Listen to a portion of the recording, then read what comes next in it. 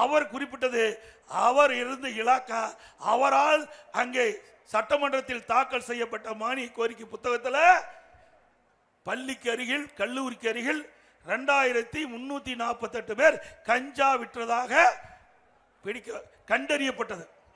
பள்ளிக்கு அருகில் கல்லூரிக்கு அருகில் 2348 பேர் கஞ்சா விற்றதாக கண்டுபிடிக்கப்பட்டது. கைது செய்யப்பட்டது 148 பேர். கைது செய்யப்பட்ட 148. மற்றவங்களாம் யாரு? கஞ்சா வச்சிருந்தா குற்றம் தானே. கண்டுபிடிச்சாச்சுன்னு சொன்ன பிறகு அவர்களை கைது செய்ய வேண்டியதான முறை. அதான சட்டம் சொல்லுது. மற்றவெல்லாம் திமுக காரன். அப்புறம் எங்க போய் கஞ்சாவை கட்டுப்படுத்த முடியும்? நான் திருப்பி கேட்டேன், ஏங்க கண்டுபிடிச்சது 2348 பேர்னு நீங்களே கொள்கை குறிப்பில் கொடுத்திருக்கிறீங்க. கண்டுபிடிக்கப்பட்டது, அரஸ்ட் பண்ணப்பட்டது, கைது செய்யப்பட்டது 148 பேர்னா எஞ்சியவர்கள் என்ன செய்தீங்கன்னா பதிலே காணும். பதிலே சொல்லல.